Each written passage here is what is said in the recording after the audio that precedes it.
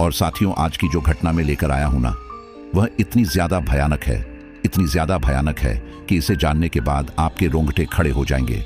हाँ, मैं मानता हूं कि हर किसी की लाइफ में एक बुरा फेस जरूर आता है, लेकिन उस बुरे समय में भी कोई आदमी इतना स्वार्थी कैसे हो सकता है कि वह किसी के पूरे खानदान को बर्बाद करने पर आ जाए। तो यह स्टोरी है एक ऐसे ही हंसते खेलते परिवार की, जो आज न जाने कैसे इतनी बदहाली पर आ पहुंचा जिसकी कोई सीमा भी नहीं है। तो जो भी साथी पहली बार हमारे चैनल पर आए हैं, वह इस स्टोरी को आखिर तक जरूर सुने, और अगर आपको हमारी स्टोरी पसंद आए तो फिर चैनल को सब्सक्राइब करके इस फैमिली का हिस्सा जरूर बन जाना। चलिए शुरू करते हैं। रात के गहरे अंधेरे में जहां एक और पूरा शाहजहांपुर सोया हुआ था, उसी शाहजहांपुर के एक छोटे से कस्बे के एक सुनसान कब्रिस्तान में फरमान अंसारी एक गहरी कब्र में बैठा था। कब्र के अंदर रोशनी के लिए केवल एक मोमबत्ती जली हुई थी। फरमान पूरी तरह से पसीने में नहाया हुआ था। फरमान के पूरे शरीर पर मल मूत्र लगा हुआ था। उसने अपने आप को गंदा कर रखा था। वह मन ही मन कुछ बुदबुदा रहा था। फरमान की आंखें बंद थीं। तभी उसे ऐसा एहसास हुआ जैसे कब्र की मिट्टी किसी ने ढक दी और वो कब्र में ही दफन हो गया। एक पल के लिए वह डर तो गया था, लेकिन उसने अपनी आंखें नहीं खोली, क्योंकि वह जानता था कि यह मात्र एक छलावा है। जब उसे धीरे धीरे सब कुछ सामान्य होता नजर आया तो उसने पूरी श्रद्धा के साथ दोबारा अपना बुदबुदाना जारी रखा। वह शायद उर्दू या अरबी के कोई हुरूफ पढ़ रहा था। वैसे तो फरमान को पहले से ही गर्मी लग रही थी, लेकिन धीरे धीरे टेम्परेचर और भी ज्यादा बढ़ने लगा। गर्मी असहनीय होने लगी। अचानक उसके कानों में किसी के कदमों की आवाज आई। ऐसा लगा जैसे कोई उसकी तरफ बढ़ रहा है। उसने अपने मन की आंखों से देखा कि एक बेहद लंबे बालों वाली नग्न औरत, जिसके शरीर पर केवल गंदगी लगी हुई है, उसकी ओर आ रही है। वह औरत फरमान की ओर देखकर मुस्कुरा रही थी। अचानक वह औरत कब्र में कूद गई। बस तभी फरमान की आंख भी खुल गई। उसने अपने आसपास देखा कि मोमबत्ती बुझी हुई है और आसपास की गंदगी उसके लिए सोने चांदी जैसे हो गई है। हालांकि वह गंदगी एक आम व्यक्ति के लिए गंदगी ही थी, लेकिन फरमान के लिए किसी खजाने से कम नहीं थी। फरमान मोमबत्ती की रस्सी को देखता है, जिसमें से लगातार धुआं निकल रहा था और कब्र के बाहर ऊपर की ओर जा रहा था। फरमान ने भी ऊपर की ओर देखा तो पाया कि मोमबत्ती से निकले धुएं ने सिपली की आकृति बना ली है। सिपली एक ऐसी जन्नात जो अपने बुरे कामों के लिए जानी जाती है। धीरे धीरे वह आकृति भयानक रूप लेने लगती है।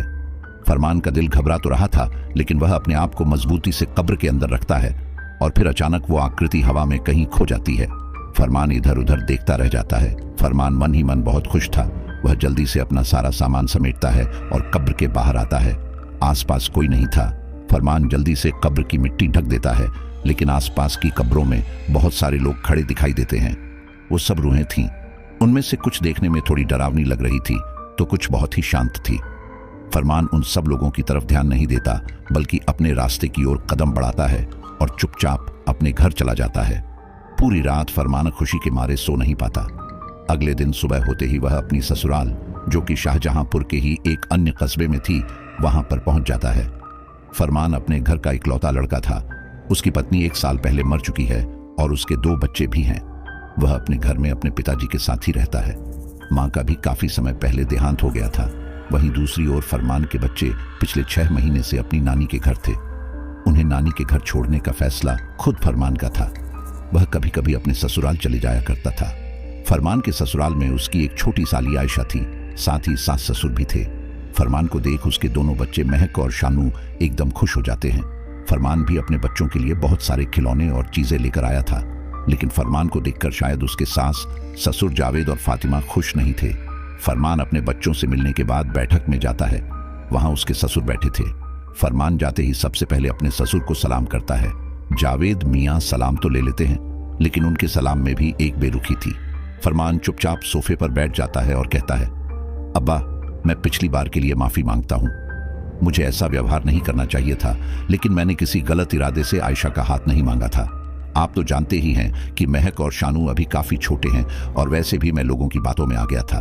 सभी ने मुझसे कहा कि खाला मां के बराबर प्यार करेगी, बस इसीलिए मैंने आयशा से शादी का जिक्र किया, लेकिन मैं अपनी गलती पर शर्मिंदा हूं और अब आप फिक्र मत कीजिए। हम आयशा की शादी बड़े ही धूमधाम से करेंगे। तभी आयशा अपनी बहनोई साहब के लिए चाय नाश्ता भी ले आती है। फरमान आयशा को एक नजर ऊपर से नीचे तक देखता है। फरमान के देखने पर आयशा थोड़ा असहज महसूस करती है। वह चुपचाप चाय नाश्ता रखकर वापस चली जाती है। बैठक में जावेद और फरमान आपस में बातें कर रहे थे। वहीं दूसरी ओर आयशा अपनी अम्मी के पास रसोई घर में थी। वह थोड़ी घबराई हुई थी। वह अपनी अम्मी से बोली, अम्मी, ये जीजू यहाँ क्यों आए हैं? पिछली बार इतना ड्रामा किया था, अब कौन सा नया ड्रामा करेंगे? फातिमा ने कहा, देखने से तो नहीं लग रहा कि कोई ड्रामा करने आया है, बाकी देखते हैं।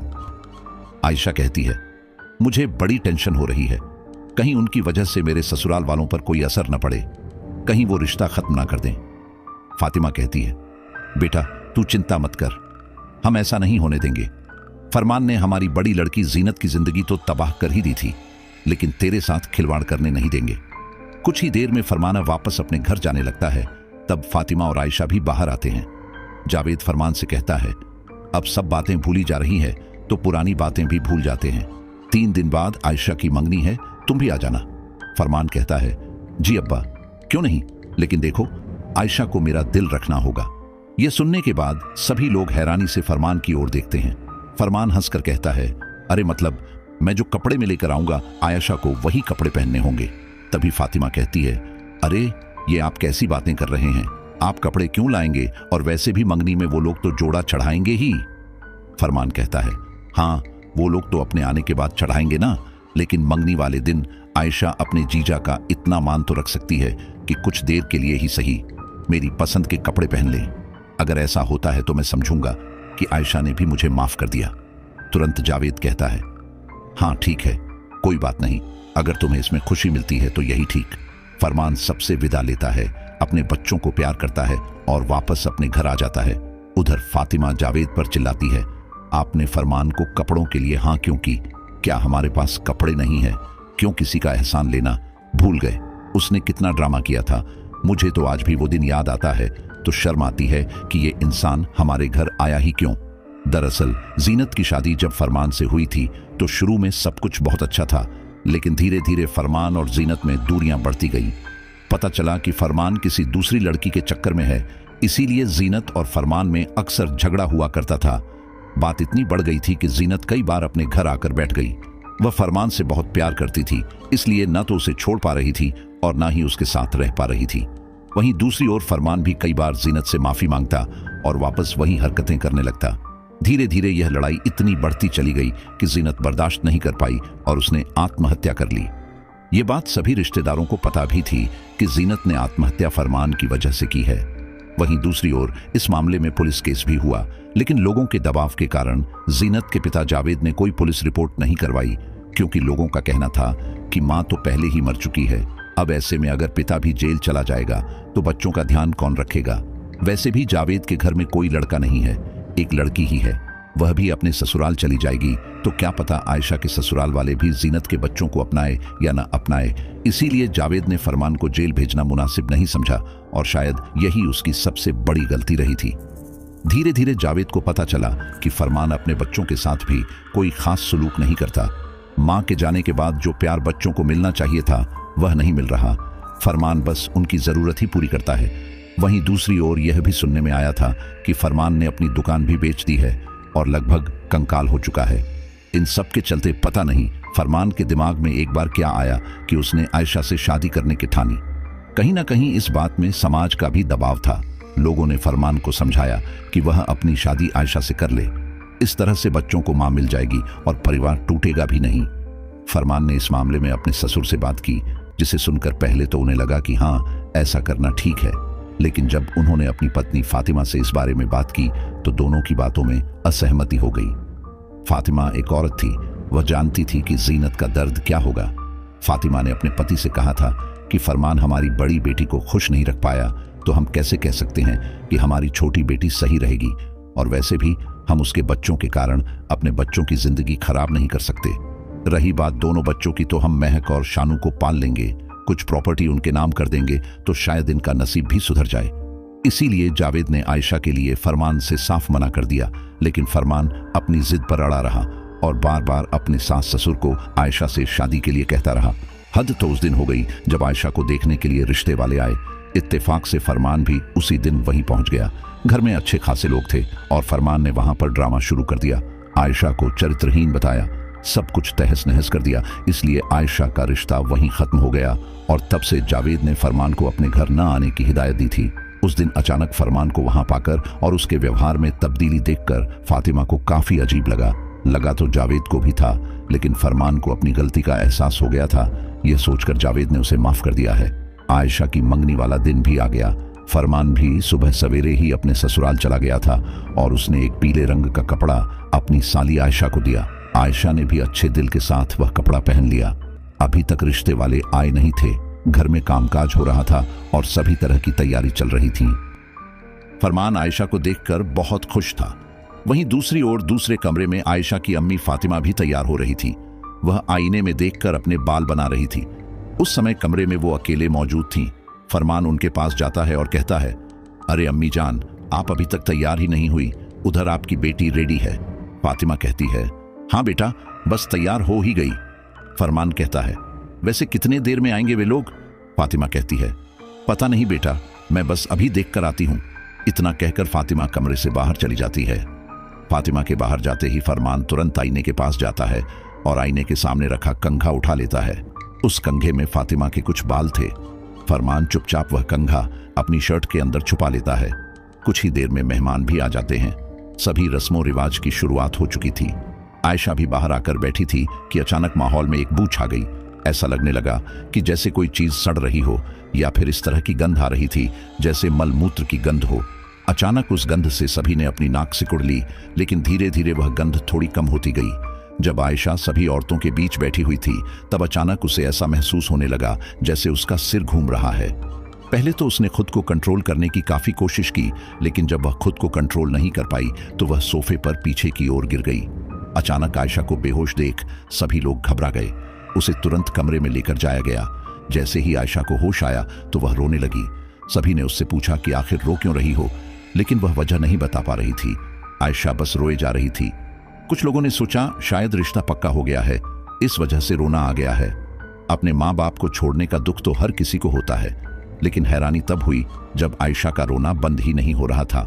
कोई भी लड़की माँ बाप से दूर होने पर रोती तो है, लेकिन इस तरह भी नहीं जिस तरह से आयशा रो रही थी। कुछ ही देर में आयशा की आंखें सूज गई, चेहरा लाल हो गया था। सब उसे चुप कराने की कोशिश कर रहे थे, लेकिन किसी को समझ नहीं आ रहा था कि आयशा इस तरह बिहेव क्यों कर रही है। रोते रोते वह एक बार फिर बेहोश हो जाती है और इस बार डॉक्टर को बुलाया जाता है। डॉक्टर आयशा का चेकअप करता है तो कहता है, इनका बीपी लो है, फिलहाल उनके पास से भीड़ भाड़ हटा दी जाए और इन्हें आराम करने दिया जाए। आयशा की हालत देखकर उसे बिल्कुल अकेला छोड़ दिया जाता है।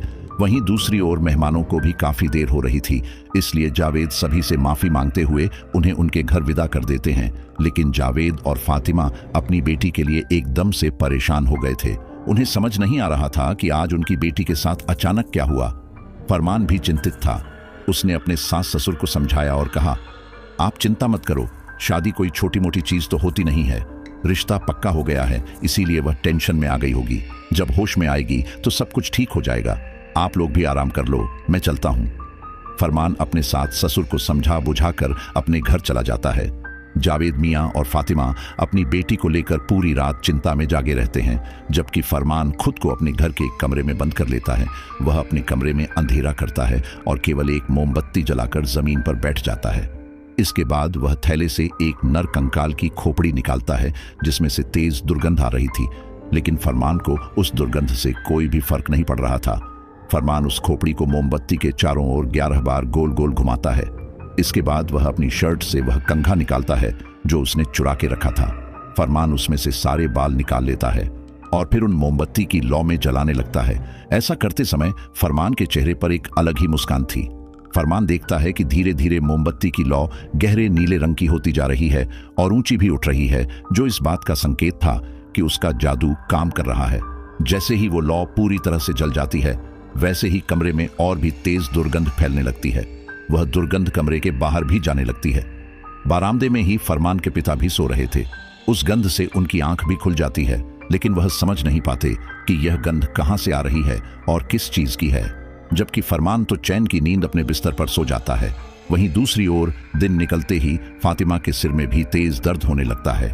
पहले तो वह हिम्मत करके घर के काम करती है, लेकिन जब देखती है कि दर्द ज्यादा ही तेज है तो बिस्तर पर पड़ जाती है। जावेद मियां अपनी बीवी को एक पेन किलर देते हैं, जिससे सिर के दर्द में कोई भी आराम नहीं होता। वहीं दूसरी ओर आयशा भी उठ चुकी थी। वह अपने और अपनी अम्मी के लिए चाय बनाती है। उसका चेहरा बहुत ही मुरझाया हुआ लग रहा था। जावेद मियाँ अपनी पत्नी और बेटी को लेकर काफी चिंतित हो गए थे। जब फातिमा के सिर का दर्द नहीं रुका तो वह अस्पताल चली गई। वहां तेज पावर की दवाई दी गई तो उसे कुछ आराम हुआ। वो वापस घर आ गई। घर आते ही उसे तेज दुर्गंध महसूस होने लगी। काफी देर तक तो उसने अनदेखा करने की कोशिश की, लेकिन आखिर में वह अपने पति से बोली, जी आपको घर में अजीब सी बदबू नहीं आ रही है? जावेद मियाँ कहते हैं, हाँ आ तो रही है, लेकिन पता नहीं किस चीज की है। वैसे तो साफ सफाई भी अभी हाल फिलहाल में ही की है, फिर भी जब तुम्हारी तबीयत ठीक हो जाए तो एक बार और अच्छे से देख लेना, कहीं कोई चूहा तो नहीं मर गया। फातिमा हाँ में सिर दिला देती है। रात का समय था। वहीं दूसरी ओर आयशा अपने कमरे में लेटने चली जाती है। जैसे ही वह तकिए पर सिर रखती है तब उसे ऐसा एहसास हुआ जैसे कोई उसके बराबर में लेटा है। आहट से उसने तुरंत करवट ली, लेकिन उसके पास कोई नहीं था। उसकी नजर दरवाजे पर गई तो दरवाजा भी बंद था। कमरे में अंधेरा था। एक लैंप की रोशनी के जरिए कमरे का हल्का फुल्का सामान दिखाई दे रहा था। तभी आयशा के सिरहाने पर रखा पानी का एक गिलास अपने आप नीचे गिरकर टूट गया। आयशा तुरंत उठकर बैठ गई। उसने नीचे देखा तो गिलास के टुकड़े टुकड़े हो गए थे। आयशा ने सोचा कहीं कोई चूहा तो नहीं जिसने ये गिलास गिरा दिया। आयशा जिस जगह पर खड़ी थी उसके सामने ही ड्रेसिंग टेबल थी। आयशा जब इधर उधर देख रही थी तब उसकी नजर ड्रेसिंग टेबल के आईने पर भी पड़ी। उसने अपने अक्स को देखा। आयशा ने देखा कि उसकी आंखें अलग लग रही हैं। वह धीरे धीरे आईने की तरफ बढ़ी और अपनी आंखों को गौर से देखने लगी। आयशा ने पाया कि ये उसकी आंखें नहीं हैं, ये तो किसी और की आंखें हैं। आयशा घबरा गई। आयशा ने शीशे पर हाथ रखा, लेकिन जैसे ही हाथ पीछे किया तो पाया कि शीशे पर खून लग गया है। आयशा ने अपने हाथों को देखा तो हाथों पर कुछ भी नहीं था। आयशा घबराकर पीछे हटने लगी, लेकिन उसके बाद आयशा और भी ज्यादा हैरान रह गई, क्योंकि जिस हिसाब से वह पीछे चल रही थी उस हिसाब से आईने का अक्स पीछे नहीं हो रहा था। आयशा की परछाई वहीं की वहीं रुकी हुई थी। यह देखकर आयशा बुरी तरह चिल्ला उठी। अचानक उसके कानों में एक शोर होने लगा, लोगों के चीखने का शोर, और फिर वो बेहोश हो गई। आयशा की चीख सुनकर जावेद और फातिमा दोनों उठ गए थे। वे दोनों तुरंत आयशा के कमरे में आए तो पाया आयशा फिर से बेहोश हो गई है। फातिमा अपनी बेटी को गोद में लेते हुए बोली, या अल्लाह, ये हमारी बेटी के साथ क्या हो रहा है? फातिमा ने अपने पति जावेद से कहा, आप इसे किसी अच्छे डॉक्टर को क्यों नहीं दिखाते? जावेद कहता है, हाँ मैं कल ही इसे किसी डॉक्टर के पास लेकर जाता हूँ, जरूर इसे कोई गंभीर बीमारी है। जावेद और फातिमा अपनी बेटी को अगले दिन ही अस्पताल लेकर जाते हैं। वहां पर उसके कुछ टेस्ट होते हैं। अंत में जब वह डॉक्टर से मिलते हैं तब पता चलता है कि आयशा को तो कोई बीमारी ही नहीं है, सब कुछ नॉर्मल है, वह पूरी तरह से स्वस्थ है। यह जानने के बाद जावेद और फातिमा को बिल्कुल भी यकीन नहीं होता। फातिमा, जिसका सिर दर्द अब तक बना हुआ था, कभी तेज तो कभी कम। डॉक्टर की बात सुनने के बाद उसके सिर का दर्द भी तेज हो जाता है। फिर जावेद अपनी पत्नी का भी सिटी स्कैन करवाता है। तब उसके दिमाग में भी किसी तरह की कोई प्रॉब्लम नहीं आती। डॉक्टर तो यह कहकर टाल देते हैं कि शायद डिप्रेशन है। डिप्रेशन जैसी चीज अल्ट्रासाउंड या फिर किसी टेस्ट में बहुत ही मुश्किल से आती है, या फिर आती ही नहीं। जावेद और उसका परिवार बहुत परेशान थे। आयशा की हालत धीरे धीरे गिरने लगती है। वह कमजोर होती जाती है और उसके चेहरे का रंग भी काला पड़ता जाता है। इन सबके बीच जब एक बार जावेद के घर उनके रिश्तेदार रशीद मिलने आए तब वह आयशा को पहचान ही नहीं पाए, क्योंकि काफी हद तक आयशा बदल चुकी थी। जावेद मियाँ के रिश्तेदार रशीद ने आयशा की हालत देखकर कहा, अरे जावेद भाई, तुम्हारी लड़की का यह हाल कैसे हो गया? जावेद ने कहा, बस क्या बताऊं, पता नहीं किसकी नजर लग गई मेरी बेटी की खुशियों को। वह मंगनी वाला दिन था और आज का दिन है, तब से मेरी बेटी ठीक ही नहीं रहती। रशीद पूछता है, शादी का क्या रहा? शादी कब तक करेंगे वे लोग? ये सुनते ही जावेद अपना सिर नीचे झुका लेता है। रशीद कहता है, माफ करना भाई, शायद मैं ज्यादा ही बोल गया। जावेद ने कहा, अरे तुम क्यों माफी मांगते हो? क्या करें, हमारा तो नसीब ही खराब है। किसी ने उनसे कह दिया कि लड़की बीमार रहती है, पता नहीं कौन कौन सी बीमारियां बता दी। उन लोगों ने रिश्ता तोड़ दिया। अब जो भी हमारी बेटी की किस्मत में है वही होगा। फातिमा भी वहीं बैठी थी। वह बोली, मैं भी आए दिन बीमार रहने लगी हूं, पता नहीं मेरे बाद जीनत के बच्चों का क्या होगा, उन्हें कौन देखेगा। तभी रशीद को ध्यान आता है कि एक बार फरमान ने भी आयशा से शादी के लिए कहा था, इसीलिए वह बोलता है, अच्छा जावेद भाई, मैंने सुना था कि आपके बड़े दामाद ने आयशा के लिए रिश्ता मांगा था। रशीद की इस बात पर जावेद और फातिमा एक दूसरे को देखते हैं। जावेद कहता है, हाँ, लेकिन हमने उसे मना कर दिया था। रशीद ने कहा, लेकिन आपने मना क्यों किया? अरे महक और शानू भी तो आपकी बेटी की ही औलाद है। चलिए, तब आपने मना कर दिया था तो अभी सही, अब आयशा की शादी तो वैसे भी रुक चुकी है, और जिस तरह से आप बता रहे हो कि लोग इधर उधर बातें फैला रहे हैं कि आयशा बीमार रहती है, ऐसे में उसका कोई दूसरा रिश्ता आना भी मुश्किल है, तो क्यों ना आप आयशा की शादी फरमान से ही कर दें। यह सुनते ही फातिमा का दिल घबरा उठता है। वह तुरंत बोलती है, अरे ये क्या कह रहे हैं आप? हम अपनी बेटी की शादी फरमान से क्यों करें? नहीं, हम ऐसा नहीं करेंगे। रशीद फातिमा को समझाता है, अरे भाभी जी, आप क्यों इतनी टेंशन लेती हैं? फरमान से भी गलती हो गई थी और अब वह ऐसा नहीं रहा। मैं जानता हूं कि आप ज़ैनत परेशान रही हैं, लेकिन मुझे नहीं लगता फरमान आयशा को परेशान रखेगा। आप एक काम कीजिए, आप जल्द से जल्द आयशा की शादी फरमान से कर दीजिए। और वैसे भी कुछ बीमारी ऐसी होती है जो शादी के बाद ठीक हो जाती है। हो सकता है आयशा भी शादी के बाद ठीक हो जाए। आप ही सोचिए कि आप इन 2 बच्चों को कब तक अपने पास रख लेंगी? आपके आगे पीछे कोई भी नहीं है। इधर आयशा की खुद तबीयत ठीक नहीं रहती, एक बार मौका देने में क्या जाता है। फातिमा और जावेद रशीद की इस बात पर शांत रहते हैं। कुछ देर बाद रशीद जाने लगता है, लेकिन जाते जाते कहता है, जावेद भाई, मैं फिर आऊंगा, आप मेरी बात पर गौर जरूर करना। रशीद के जाने के जावेद फातिमा से फरमान के बारे में बात करता है, लेकिन पता नहीं क्यों फातिमा का दिल फरमान के लिए गवाही नहीं दे रहा था।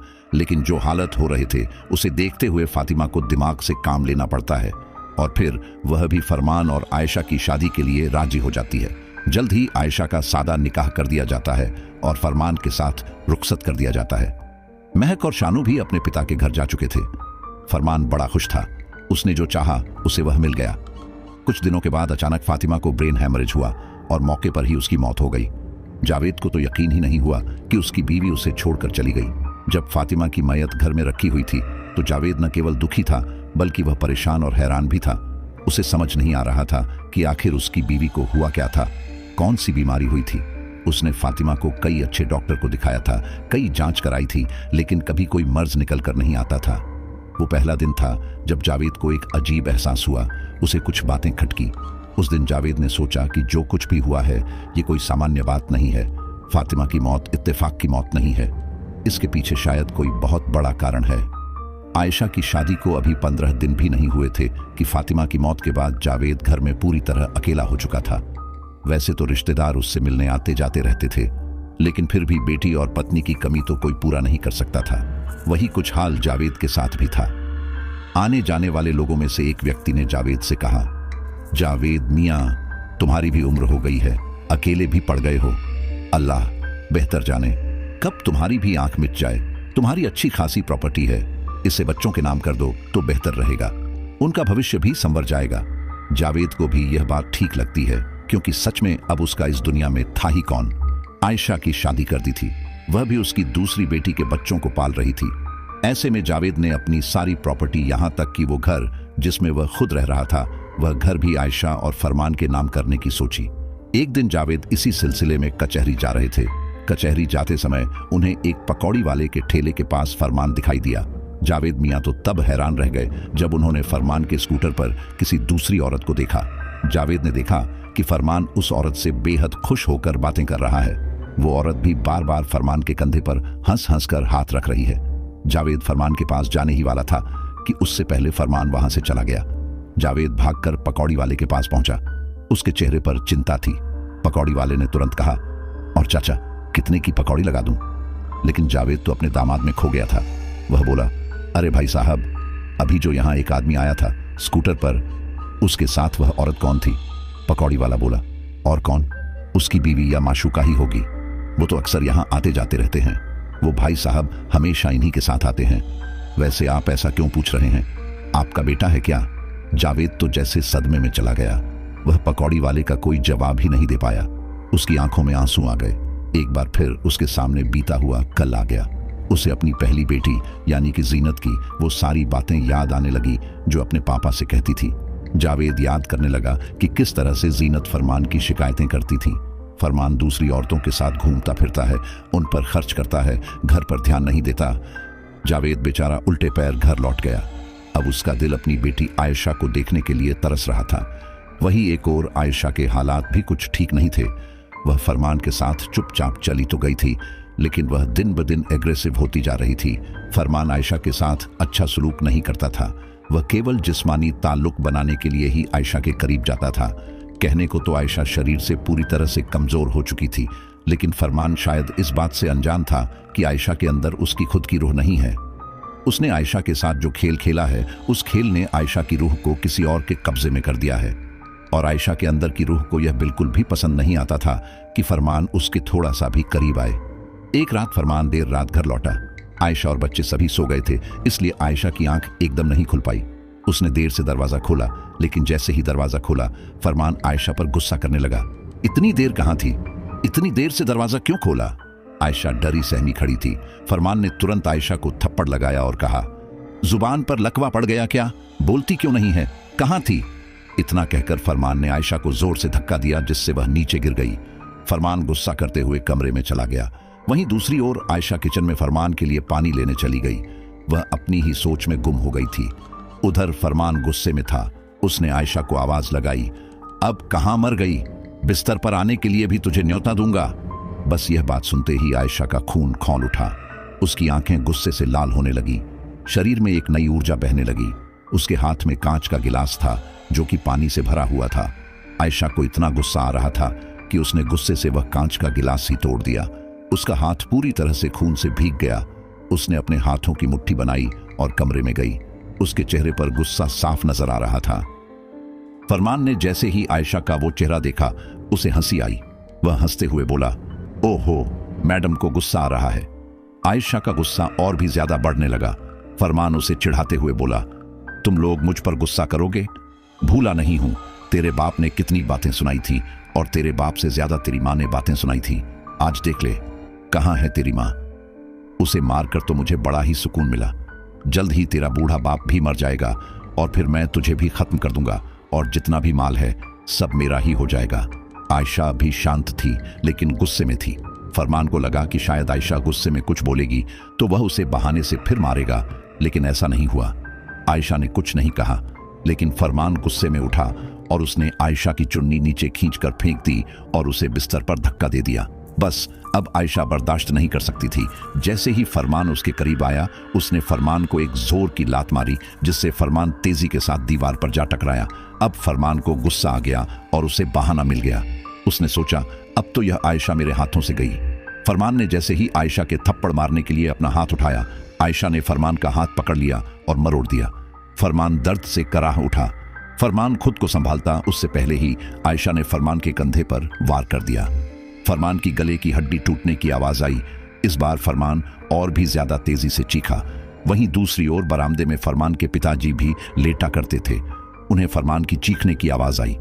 हालांकि उन्हें फरमान की आवाज काफी देर से आ रही थी, लेकिन फिर भी वह कुछ बोल नहीं रहे थे, क्योंकि वह जानते थे कि फरमान उल्टे दिमाग का है। वह जीनत के साथ भी ऐसे ही पेश आता था। तब भी फरमान के पिता ज्यादा कुछ नहीं बोलते थे, लेकिन आज जब उनको अपने बेटे की आवाज आई तो वह तुरंत फरमान के कमरे में गए। देखा तो दरवाजा खुला हुआ था और आयशा फरमान के सीने पर पैर रखकर खड़ी थी। फरमान का एक हाथ बेसुध जमीन पर पड़ा था और वह दूसरे हाथ से आयशा का पैर हटाने की कोशिश कर रहा था, लेकिन आयशा बाल खुले आंखों में गुस्सा लिए फरमान के सीने को पैर से मसल रही थी। आयशा का यह रूप देखकर फरमान के पिता भी एकदम घबरा गए। उन्होंने चिल्लाकर कहा, आयशा बेटा, ये क्या कर रही हो? आयशा ने गुस्से में अपने ससुर की ओर देखा और एक मर्दानी आवाज में कहा, दिख नहीं रहा बुड्ढे, क्या कर रही हूं? इसे मार रही हूं। फरमान के पिताजी आयशा की बदली आवाज सुनकर डर गए। कुछ देर तक तो उनकी जुबान से कुछ निकला ही नहीं, लेकिन फिर उन्होंने कहा, लेकिन बेटा, उसे छोड़ दो, वह मर जाएगा, उसका दम घुट रहा है, वह तुम्हारा शौहर है। आयशा ने गुस्से में कहा, चुप कर बुड्ढे, तुझे आज पता चल रहा है यह मेरा शौहर है। जब इतने दिनों से मेरे साथ बुरा सलूक कर रहा था तब कहां था? तुझे तो तब भी खबर थी ना। तू क्या सोचता है आज तक मैं चुप रहा तो अब भी चुप रहूंगा? यह आयशा सिर्फ और सिर्फ मेरी है। मैं अब तक सिर्फ इसीलिए चुप रहा क्योंकि इस लड़की के शरीर में आने का जरिया यह फरमान था, लेकिन अब मैं बर्दाश्त नहीं कर सकता। अब आयशा सिर्फ मेरी है। इसे जो करना था इसने कर लिया, लेकिन मैं आयशा को किसी को नहीं दे सकता। मैं इसे अपने साथ लेकर जाऊंगा। कोई भी मेरे और आयशा के बीच में नहीं आ सकता। इतना कहते ही आयशा का कमरा का दरवाजा अपने आप बंद हो जाता है। फरमान के पिताजी बेसुध से खड़े रह जाते हैं। कुछ सेकंड बाद जब उन्हें लगता है कि उनके बेटे की जान खतरे में है, तो वह आस पड़ोस के लोगों को बुलाते हैं और अपने बेटे की जान बचाते हैं। आयशा का इतना बुरा हाल था कि वह 4-5 लोगों के कब्जे में भी नहीं आ रही थी। उसके शरीर में बहुत ताकत आ चुकी थी। उसकी बदली आवाज सभी ने सुनी थी। उसका वह रूप देखकर सभी घबरा गए थे, लेकिन फरमान की हालत भी कुछ ठीक नहीं थी। अगर कुछ देर तक लोग आयशा को कब्जे में न करते तो शायद फरमान मर जाता। खैर, जैसे तैसे करके फरमान की जान बच जाती है और आयशा का हाल देखकर एक कमरे में बांध दिया जाता है ताकि वह फिर से किसी पर अटैक न कर सके। फरमान को भी प्राथमिक इलाज दिया गया। फरमान खुद हैरान और परेशान था कि आयशा को अचानक यह क्या हो गया, लेकिन कहीं ना कहीं वह यह जान चुका था कि यह सब कुछ जादू का असर है, उसके अमल का असर है जो उसने कब्रिस्तान में बैठकर किया था। फरमान कोई अमली तो था नहीं जो इन सब कामों में बहुत माहिर और होशियार हो। उसने किसी के कहने पर वह सिफली अमल कर लिया था, लेकिन वह उसके परिणामों से वाकिफ नहीं था। अब तक सब कुछ फरमान के हिसाब से चलता रहा, लेकिन अब आयशा की हालत देखकर वह भी डर चुका था। वहीं दूसरी ओर जावेद को भी यह खबर लग चुकी थी कि आयशा की तबीयत बहुत ज्यादा खराब है, इसलिए वह अगले दिन ही अपनी बेटी से मिलने चले जाता है। वहां चलकर पता चलता है कि आयशा ने रात फरमान को बहुत मारा। जावेद अपनी बेटी के करीब जाता है तो अपनी बेटी का हाल देखकर घबरा जाता है। आयशा को बांध कर रखा गया था। जावेद मियां गुस्से में चिल्लाने लगते हैं और कहते हैं, यह मेरी बेटी के साथ क्या किया, मैं तुम लोगों को छोड़ूंगा नहीं। इतना कहते कहते वह अपनी बेटी को खोलने लगता है, जबकि फरमान और उसके पिता जावेद को बहुत रोकते हैं, लेकिन वह अपनी बेटी को इस हाल में नहीं देख सकते थे, इसलिए वह जल्दी से अपनी बेटी को आजाद कर देते हैं। फिर आयशा अजीब तरह से हंसने लगती है। जैसे ही वह हंसती है तो जावेद आयशा के दांतों को देखता है जो पूरी तरह से काले पड़ चुके थे। हंसते हंसते आयशा अपने ही बालों को नोचने लगती है और हाथों से उखाड़ने लगती है। जावेद आयशा को संभालते हैं और कहते हैं, बेटा यह क्या कर रही हो, ऐसे मत करो। लेकिन आयशा अपने पापा को भी धक्का देकर गिरा देती है। फरमान के पिता जावेद को संभालते हैं और कहते हैं, मैं आपसे मना कर रहा था ना, हमने बड़ी मुश्किल से इसे कब्जे में लिया था। आप हमारी बात को समझिए, यह आयशा नहीं है, कोई और है। मुझे तो लगता है इस पर किसी जिन्नात का साया हो चुका है। यह सुनते ही जावेद के तो जैसे पैरों तले जमीन खिसक जाती है। फरमान और उसके पिता जल्दी से जावेद को बाहर निकालते हैं और दरवाजा बंद कर देते हैं। जावेद बाहर बैठकर रो रहा था।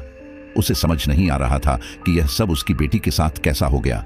तभी फरमान के पिताजी कहते हैं, आप चिंता मत कीजिए, हमने नासिर मियां को बुलाया है, वह अभी आयशा को देखेंगे। कुछ ही देर बाद एक मौलाना जिसका नाम नासिर था वह फरमान के घर आता है। वे लोग उसे आयशा के पास लेकर जाते हैं।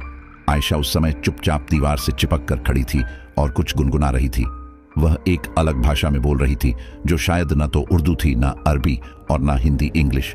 नासिर मौलाना सबको बाहर रुकने के लिए कहता है और खुद कमरे में जाता है। वह आयशा को आवाज लगाता है, आयशा आयशा, लेकिन आयशा पलटकर नहीं देखती है। इसके बाद नासिर अपने थैले से एक शीशी निकालता है जिसमें पवित्र जल था। वह उस जल को आयशा के सिर पर छिड़कने लगता है, जिससे आयशा छटपटाने लगती है और गुस्से से नासिर की तरफ देखती है। अब तो आयशा के होंठ भी काले हो चुके थे और सूखे हुए थे। नासिर 2 कदम पीछे हटता है और कहता है, कौन है तू, क्यों परेशान कर रहा है इस लड़की को।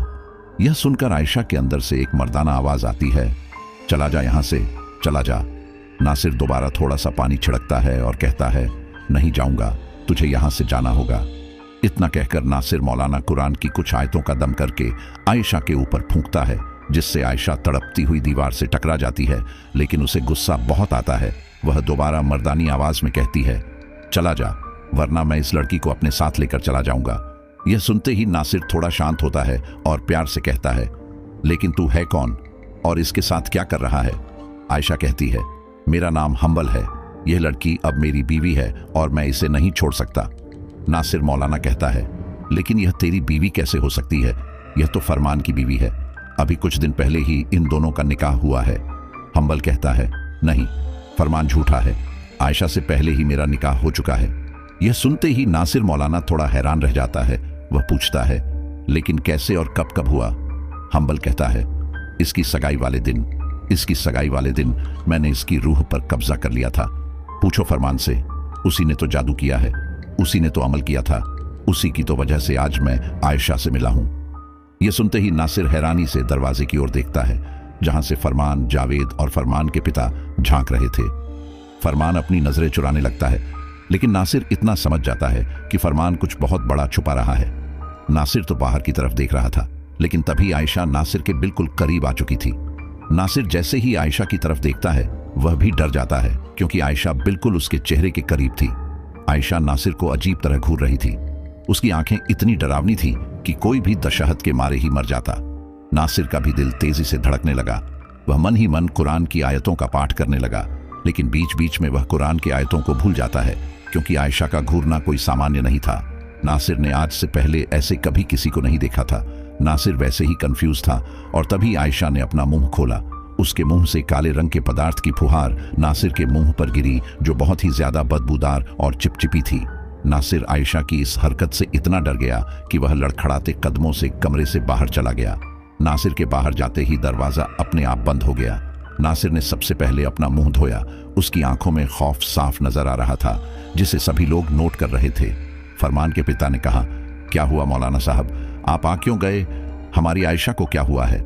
नासिर ने फरमान की तरफ देखकर कहा, यह तो फरमान ही बता पाएगा। यह सुनते ही फरमान अपना चेहरा इधर उधर करने लगा। नासिर ने दोबारा कहा, बताओ फरमान, क्या छुपा रहे हो? देखो, अगर तुमने आज सच्चाई नहीं बताई तो इसका खामियाजा पूरे परिवार को भुगतना पड़ सकता है। मैं तुम्हारे परिवार को बहुत समय से जानता हूँ, तुम्हारी हरकतों के बारे में भी जानता हूँ। तुमने आयशा की बहन के साथ क्या सलूक किया था, यह बात दुनिया से छिपी नहीं है। अब आयशा भी बहुत बड़ी मुसीबत में है। उसके ऊपर जो कोई भी जिन्नात है वह कोई साधारण जिन्नात नहीं है, और वह तुम्हारा नाम ले रहा है कि तुम्हारी वजह से ही वह आयशा पर आया है। इसलिए सब साफ साफ बता दो, आयशा की जान खतरे में है। फरमान अभी भी चुप था, लेकिन इस बार फरमान के पिता फरमान के एक जोरदार थप्पड़ लगाते हैं और बोलते हैं, बोलता क्यों नहीं है? गूंगा क्यों हो गया? फरमान अपने पापा के इस रूप से एकदम घबरा गया था, लेकिन फरमान के पापा रुकते नहीं हैं, बल्कि उसे और मारते हैं और पूछते हैं, बोलता क्यों नहीं है? बता, क्या किया तूने आयशा के साथ? बता, वरना मैं तुझे मार दूंगा। फरमान तुरंत अपने हाथ जोड़ लेता है और बचते हुए कहता है, बताता हूं अब्बा, मुझे छोड़ दो। जावेद और नासिर भी फरमान के पिता को दूर करते हैं। फरमान रोते हुए कहता है, अब्बा, मुझे नहीं पता था ये सब कुछ हो जाएगा। मैंने तो बस यूं ही एक अमल कर लिया था, मुझे माफ कर दो। नासिर कहता है, कैसा अमल? फरमान कहता है, सिफली अमल। ये सुनते ही नासिर की आंखें हैरानी से चौड़ी हो जाती है। न केवल नासिर की, बल्कि जावेद और फरमान भी हैरान रह जाते हैं, क्योंकि यह अमल ऐसा अमल है जो इस्लाम की दुनिया में बेहद खतरनाक माना जाता है। यह ऐसा अमल माना जाता है जिसका कोई तोड़ ही नहीं है। तीनों हैरानी से फरमान की तरफ देखते हैं। फरमान के पिता को तो इतना गुस्सा आता है कि वह दोबारा फरमान को मारने लगते हैं। नासिर और जावेद जैसे तैसे करके फरमान को छुड़ाते हैं। नासिर फरमान से पूछता है, लेकिन तुमने ऐसा क्यों किया? क्या तुम सिफली अमल के बारे में जानते नहीं कि यह कितना खतरनाक अमल है? फरमान हकलाते हुए कहता है, हाँ, मैंने इसके बारे में सुना था कि हम इस अमल के जरिए जो चाहे वह पा सकते हैं, किसी को मार भी सकते हैं। जावेद रोते हुए पूछता है, तो क्या मेरी ज़ैनत को तुमने? यह सुनते ही फरमान कहता है, नहीं, ज़ीनत को मैंने नहीं मारा। ज़ीनत की मौत इस अमल के जरिए नहीं हुई है। ज़ीनत तो अपनी मौत खुद मरी है, लेकिन हाँ, उसके मरने के बाद मैंने यह अमल किया था क्योंकि मैं आयशा से शादी करना चाहता था ताकि आपकी सारी प्रॉपर्टी मेरी हो जाए। मुझे यह सुझाव मेरे दोस्त ने दिया था। मेरे दोनों बच्चे बिन मां के हो गए थे। मैं भी बच्चों पर ध्यान नहीं दे पा रहा था। उसने मुझसे कहा कि तू कोई दूसरी लड़की लेकर आएगा तो शायद वो तेरे बच्चों को ना देखे, लेकिन तू आयशा से शादी कर लेगा तो वो तेरे बच्चों का ख्याल रखेगी। साथ ही तेरे ससुर की सारी प्रॉपर्टी तेरी हो जाएगी। लेकिन आप आयशा से शादी के लिए माने ही नहीं। मैंने हर तरह से कोशिश की, लोगों को आपके घर भिजवाया, खुद भी गया, लेकिन आप और अम्मी अपनी जिद पर अड़े रहे।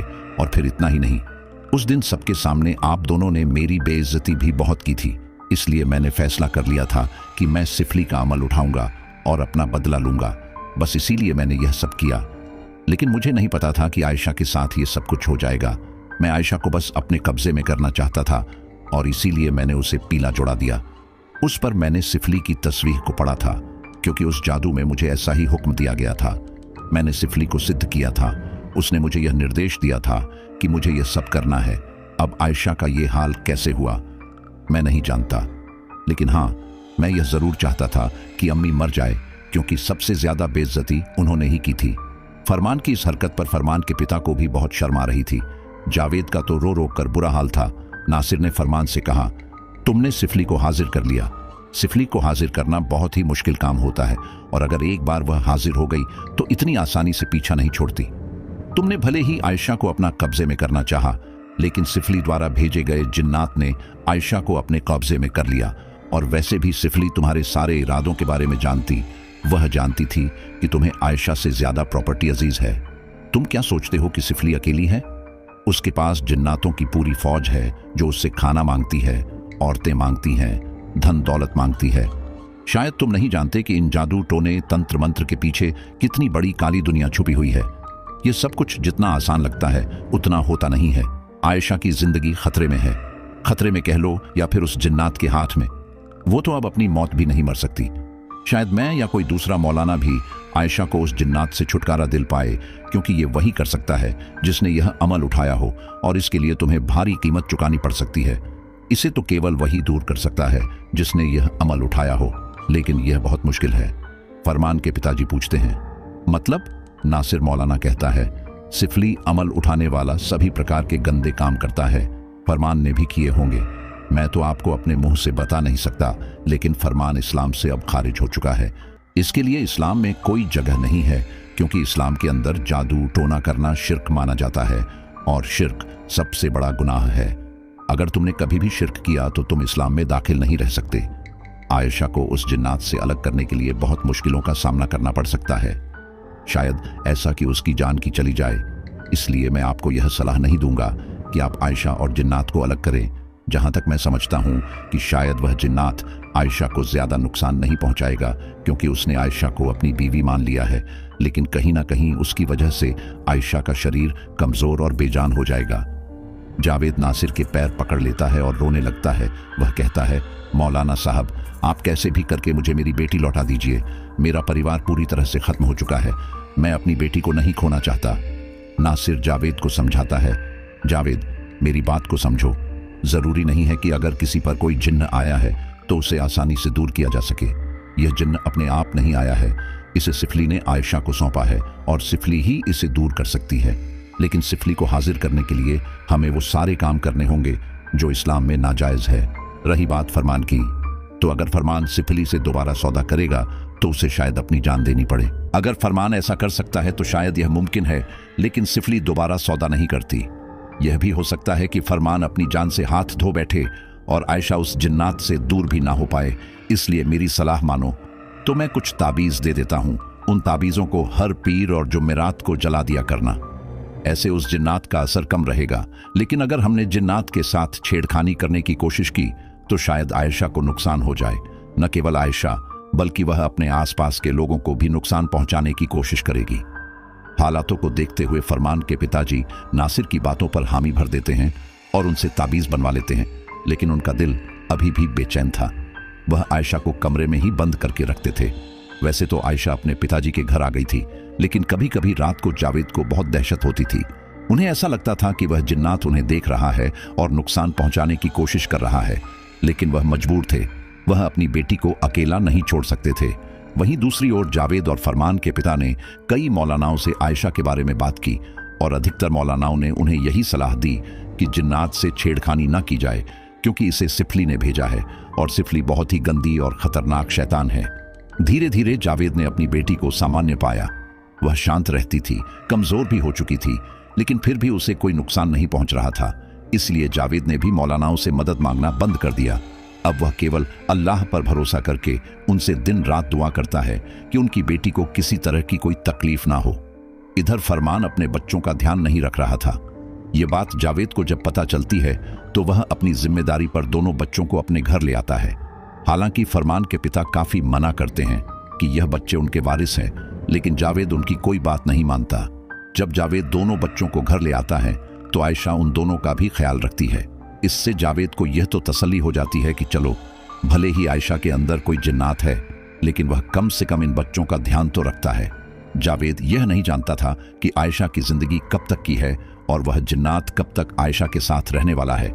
इसीलिए वह अपने दोनों बच्चों को किसी खास और अच्छे रिश्तेदार को देने का फैसला कर लेता है, और लगभग 2 या 3 साल बाद उनके करीबी रिश्तेदार महक और शानू को गोद ले लेते हैं। जावेद की भी कुछ समय बाद मौत हो जाती है और आयशा अपने घर में अकेली रह जाती है। जावेद की मौत के बाद शुरू में तो पड़ोसी आयशा से मिलने से भी कतराते थे, लेकिन जब उन्होंने आयशा के व्यवहार में सीधापन देखा और देखा कि वो किसी को नुकसान नहीं पहुंचा रही है, तो लोग आयशा का थोड़ा बहुत ध्यान रखने लगे। वैसे तो आयशा के पास पैसों की कोई कमी नहीं थी, लेकिन फिर भी पास पड़ोसी कभी कभी उसे देखने के लिए आ जाया करते थे। जिन लोगों ने शानू और महक गोद लिया था, जावेद ने अपनी कुछ प्रॉपर्टी उनके नाम भी कर दी थी, ताकि वे लोग उन दोनों बच्चों का अच्छे से ध्यान रखें। वे लोग भी आयशा से मिलने कभी कभी आ जाया करते थे। उन्हें भी आयशा की हालत देखकर बहुत अफसोस होता था। खैर, जिंदगी धीरे धीरे आगे बढ़ी और फिर एक दिन अचानक आयशा अपने घर से कहीं चली गई। आस पड़ोस के लोगों ने उसे ढूंढने की काफी कोशिश की, लेकिन किसी को नहीं पता वह कहां गई। पुलिस में रिपोर्ट भी लिखाई गई, लेकिन उसका कुछ पता नहीं चला। इस तरह एक शैतानी अमल ने एक पूरा घर परिवार बर्बाद कर दिया। कभी कभी हम सोचते हैं कि हमारे अपने हैं, लेकिन हम गलत होते हैं। हमें नहीं पता कब किसके दिमाग में क्या चल रहा है। आज के जमाने में किसी के पास अधिक दौलत हो, अधिक खूबसूरती हो, तो वह भी उसके लिए अभिशाप बन जाती है, जैसे जावेद के परिवार के साथ हुआ। इसलिए अगर आपके पास जो भी अच्छी चीज है, यानी आपके पास धन दौलत पैसा हो, तो उसे दुनिया से छुपा के ही रखना चाहिए। किसी चीज का आपको अहंकार नहीं करना चाहिए कि मेरे पास फलां चीज है, क्योंकि आप माने या ना माने, लेकिन वाकई में लोगों की नजर लगती है। आप बस अपनी मेहनत सीक्रेटली कीजिए और अपनी सक्सेस का जश्न भी सीक्रेटली ही मनाएं, क्योंकि अगर आपके पड़ोसियों को, रिश्तेदारों आदि को इन चीजों के बारे में पता चल जाता है, तो वह आपसे जल भून करके राख हो जाते हैं। उम्मीद करता हूं आप काफी कुछ समझ गए होंगे और बाकी आप खुद भी समझदार हैं।